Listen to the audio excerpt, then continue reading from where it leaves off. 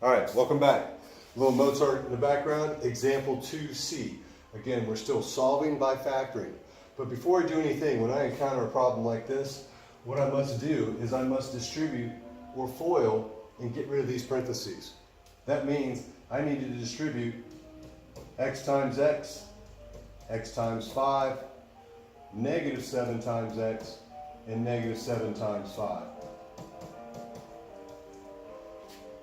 Now, combine any like terms. On the left side, I can combine these two and I have negative 2x in the middle there.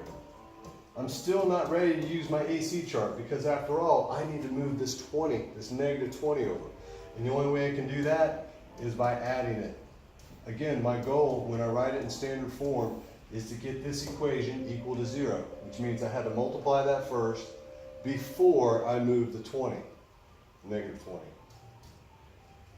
When I do this, here's what I've got, getting the right color. X squared minus 2x minus 15 equals 0. Now I'm ready to use my AC chart to break this down and then find the two solutions that make this true. What two numbers multiply to negative 15 and add to negative 2?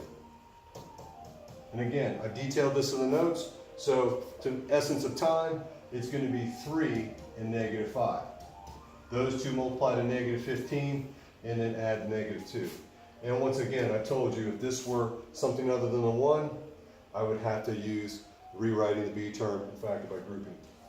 But since A is a 1, I can simply drop that 3 and that negative 5 in and finish my last step of solving. How am I going to find the solutions? Simply saying what's the opposite of 3, what's the opposite of negative 5.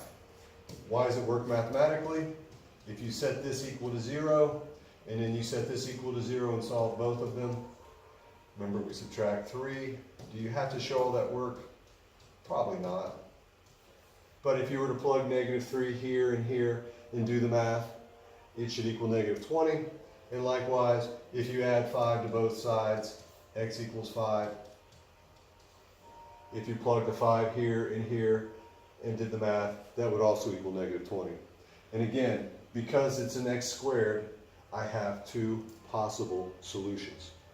That again is example 2C. Thank you for watching.